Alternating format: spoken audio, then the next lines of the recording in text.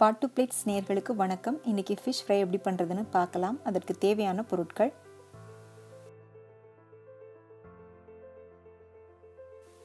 2 teaspoon மிளகாய்த்தூள், 1 teaspoon மல்லித்தூள், அரை டீஸ்பூன் மஞ்சள் தூள் சேர்த்து ஒரு பவுலில் போட்டுக்கோங்க. 1 டீஸ்பூன் மிளகு, 4 பல் பூண்டு சேர்த்து மிக்சியில் ஒன்று பாதியமாக அரைச்சி எடுத்துக்கோங்க. இல்லை சின்ன உரல் வச்சுருந்தீங்கன்னா அதில் தட்டி போட்டுக்கோங்க.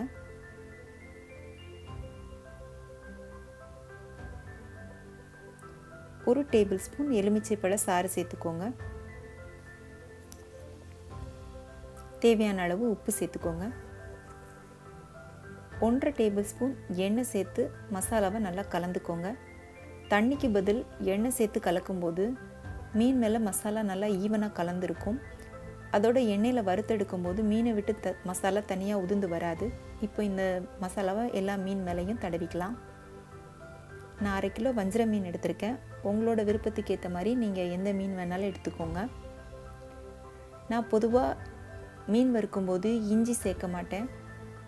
உங்களுக்கு பிடிக்குன்னா 1 டீஸ்பூன் இஞ்சி பேஸ்ட்டு சேர்த்துக்கோங்க.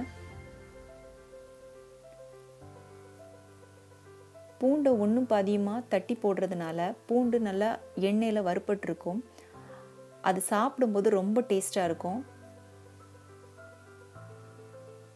இப்போ இதே மாதிரி எல்லா மீன்கள் மேலேயும் மசாலா தடவி தனியாக எடுத்துக்கோங்க.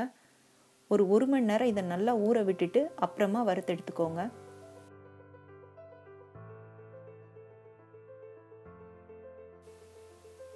ஒரு மணி நேரம் நான் ஃப்ரிட்ஜில் மீனை வச்சுட்டு எடுத்து வச்சுருக்கேன். இப்போ இதை எண்ணெயில் போட்டு வறுத்துக்கலாம்.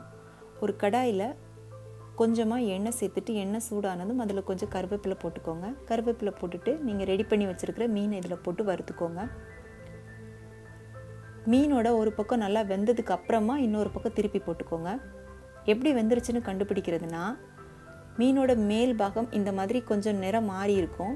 அப்போ நல்லா வெந்துருச்சுன்னு அர்த்தம். அப்போ திருப்பி போட்டுக்கோங்க. திருப்பும்போது ரொம்ப கவனமாக திருப்புங்க. ஏன்னா பெரிய மீனாக இருந்ததுன்னா மீன் உடையிறதுக்கு சான்ஸ் இருக்குது. அதனால ரொம்ப கவனமாக திருப்பிக்கோங்க.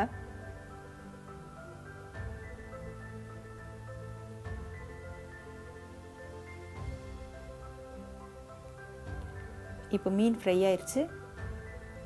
இதை வேற ஒரு பிளேட்டுக்கு மாற்றிக்கலாம்.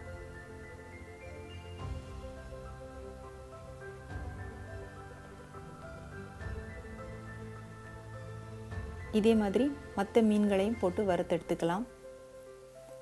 ஒருவேளை நீங்கள் டீப் ஃப்ரை பண்ணுறதா இருந்ததுன்னா மசாலா கலக்கும்போது 1 டீஸ்பூன் கார்ன்ஃப்ளவர் சேர்த்துக்கிட்டிங்கன்னா மீன் நல்லா மொறுமொறுப்பாக கிடைக்கும்.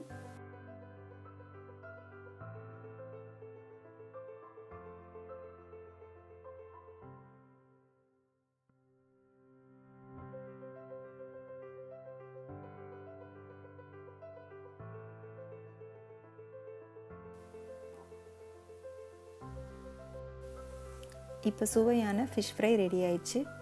இது நீங்களும் உங்கள் வீட்டில் செஞ்சு பார்த்துட்டு எப்படி இருந்துச்சுன்னு உங்களோட ஃபீட்பேக் எனக்கு சொல்லுங்கள். பிடிச்சிருந்தா உங்கள் ஃப்ரெண்ட்ஸுக்கு ஷேர் பண்ணுங்கள், லைக் பண்ணுங்கள், சேனலுக்கு சப்ஸ்கிரைப் பண்ணுங்கள். நன்றி, வணக்கம்.